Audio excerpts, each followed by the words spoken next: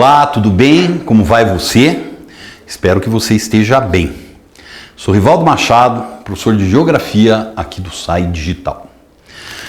Hoje nós estamos aqui para fechar esse conjuntinho de 4 conversas que eu tive com você, meu querido aluno, minha querida aluna, sobre essas regiões polares. Algumas características, principalmente fica muito esperto aí no que diz respeito a essa importância, aos impactos ambientais que essa região vem sofrendo, e eles são impactos muito grandes, certo? Então você fique muito atento, que esse é um conteúdo muito importante para você. Aproveita esses dias aí, você está em casa, não é mesmo? Coloca toda essa tua atividade, a tua apostila em ordem. A hora que nós retornarmos aí, você vai estar com tudo bonitinho, tudo legal. Pega o capítulo novamente, leia ele. Procure todos os exercícios que existem lá na tua apostila. Deixa a tua apostila legalzinha, bonitinha.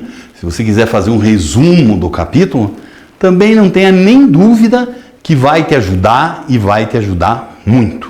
Tá? Na hora de fazer o exercício, apareceu a dúvida. Não entendi muito bem como é que funciona isso aqui. Então o que você vai fazer? Procura nas aulas anteriores que tem aí no nosso portal, né?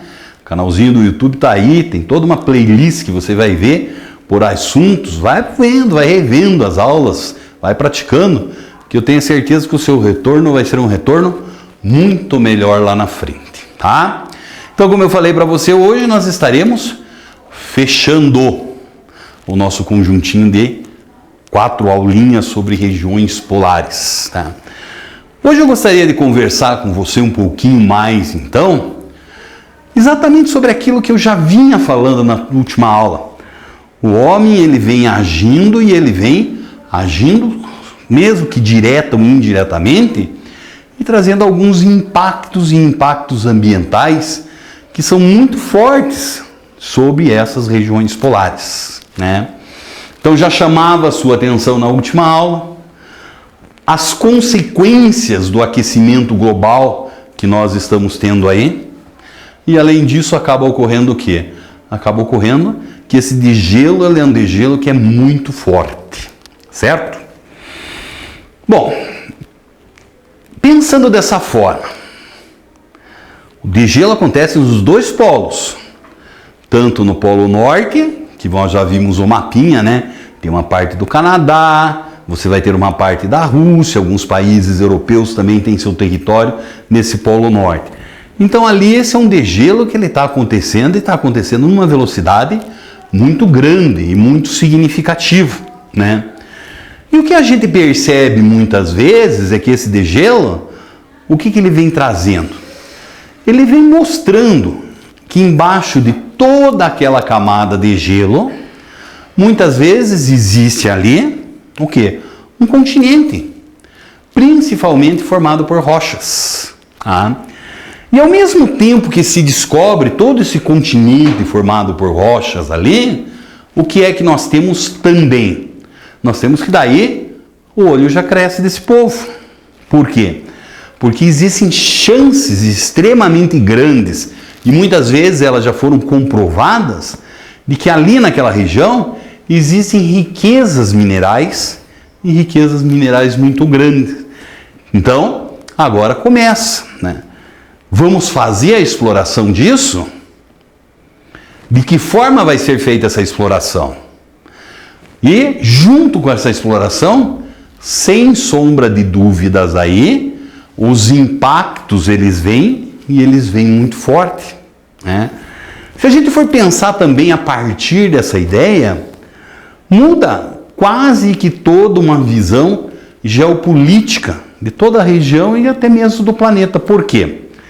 Porque a maior parte das vezes nós vimos essas regiões mais próximas aos polos quase como regiões, digamos assim, intransitáveis. A navegação ela não era nada favorecida ali, por conta que você tem o quê?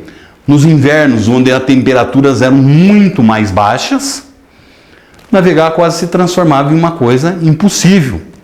Se não muito o que é que nós encontrávamos ali, a presença de gigantescos navios, que eram quebra-gelos, só que tem um custo extremamente elevado aí, né? E agora a gente percebe, não, que com o aumento um pouco mais significativo dessas temperaturas, e esse degelo acontecendo, muitas regiões elas passam a ser regiões navegáveis o ano inteiro. Você pega, por exemplo, a região ali do norte da Rússia. A Rússia sempre teve um problema muito grande no seu território de difícil acesso, não é mesmo? Por quê? Porque toda a região norte era uma região que você não podia instalar portos, que durante os invernos aquilo ali ficava inviável a navegação. Agora parece que já surgem algumas alternativas, né? Então as pessoas vão impactando cada vez mais. E principalmente esses países que possuem territórios com área dentro desse ou na parte interna desse círculo polar, nas regiões polares. Ainda nós acabamos sendo o quê? A presença da Antártida, né? A Antártida, então, que seria o chamado Polo Sul do nosso planeta, certo? Ela também é de conhecimento há muito tempo da humanidade e, por assim dizer, houve uma preocupação um pouquinho maior com ela, no que diz respeito a justamente aí essa exploração econômica. Então, basicamente, aquilo ali, diferentemente do que acontece com o Polo Sul, nós acabamos sendo o quê? Não é território de nenhum país. O que nós temos é justamente um acordo internacional, o famoso Tratado de Madrid, que ele especula, entre outras coisas, né? E mais tarde tivemos também a criação do Estatuto da Antártida, que os diversos países signatários desses acordos, eles não podem tomar posse, propriedade daquela região. O que pode ser feito apenas e exclusivamente nessas regiões são o quê? Essas questões diretamente relacionadas com a pesquisa científica. Então, diversos países do mundo criam bases na Antártida, levam para lá seus pesquisadores. E esses pesquisadores têm pura e exclusivamente como função fazer o quê? Fazer essas pesquisas científicas. Por exemplo, pesquisadores brasileiros já estiveram muito mais presentes na Antártida. Lá existe uma base brasileira que é chamada de Comandante Ferraz. Há um certo número de tempos atrás, 3 ou 4 anos, ela passou por um acidente muito grande. Ela pegou fogo. O governo foi lá, reconstruiu. E já deve estar quase prontinha ela e os brasileiros voltarem a pesquisar lá. Mas o que se pesquisa numa montanha de gelo como aquela? Né? Ali rolam pesquisas, mas principalmente pesquisas relacionadas com as mudanças climáticas do nosso planeta. Né? Porque o que acontece? Acontece mais ou menos da seguinte forma. A gente conhecedor um pouco de uma coisa chamada de teoria da deriva continental, sabe que aquela região, ela não se encontrava ali no passado geológico da Terra. Ela se deslocou até ali e cobriu de gelo. Então esse gelo que ali existe, ele é um gelo que ele possui o quê? Talvez milhares, se não milhões de anos. O que você acaba fazendo? Se você for lá e justamente perfurar por algumas dezenas ou centenas de metros essa camada de gelo, você vai chegar numa certa porção de gelo que ela foi criada alguns milhões de anos atrás.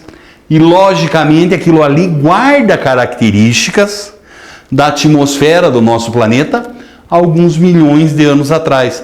Então, se você conhecer isso, basicamente acaba acontecendo o quê? Acaba acontecendo que isso pode te ajudar em muito a compreensão de diversos fenômenos que nós temos no nosso planeta. Certo? Tudo bem? Tudo legal? Então tá bom. Última aulinha, eu tinha deixado para você também alguns exercícios para você tratar de dar uma olhadela lá. Então nós vamos aproveitar esse nosso último encontro de hoje para fazer o quê? Justamente para corrigir, para ver esses exercícios aí e como é que eles vão estar tratando de funcionar, tá? Então, só a título de curiosidade, primeiro aqui, nós encontramos o quê? Essas correntes marinhas que eu chamava a sua atenção, tá? O degelo dessas calotas polares aí, e ó, questãozinha, não é mesmo? Como ocorreu a descoberta e ocupação da Antártida, né? O continente foi sendo progressivamente descoberto entre 1820 e 1840 por exploradores, me desculpe, russos, britânicos e franceses. Mas foi só no século XX que a Antártica foi realmente explorada. 14 de dezembro de 1911, o norueguês Roald Amundsen foi o primeiro a chegar ao Polo Sul geográfico. Então isso aí fica para você também como um pouquinho mais de curiosidade a respeito do tema. Vamos ver uma segunda questãozinha que eu tinha deixado lá? Presta atenção aqui, ó. Em que consiste o Estatuto da Antártida? Esse continente é regido pelo Estatuto da Antártida em 1959 e com entrada em vigor em 1961. O documento proíbe qualquer militarização do continente, reservando exclusivamente atividades pacíficas e garante a liberdade de pesquisa científica. Então é, sem sombra de dúvidas aí, essa a principal função da nossa Antártida, né? A última questãozinha do nosso dia de hoje: quais as principais pesquisas científicas desenvolvidas na Antártida? As pesquisas realizadas na Antártida são principalmente ligadas às mudanças climáticas. São feitas reconstituições dos climas do passado, como testemunhos de gelo, porque ele grava a memória do clima. Também são realizadas pesquisas sobre o buraco na camada de ozônio, a química da atmosfera e a evolução da biodiversidade, astronomia, né? E aí a gente acaba percebendo o quê? Uma quantidade muito grande e significativa de outras pesquisas, por assim dizer, né? É a nossa última aula, sem problema nenhum, mas eu vou deixar para você mais uma atividadezinha aqui que eu gostaria que você desse uma olhada com atenção especial lá na sua apostilinha. O que eu tenho lá, ó? Fazer as atividades das páginas 245 e também da 247. Vai lá, capricha lá, faz essa atividadezinha aí que eu tenho certeza que ela vai ser muito rica para você. Tudo bem? Tudo legal? Então tá bom. Um grande abraço para você.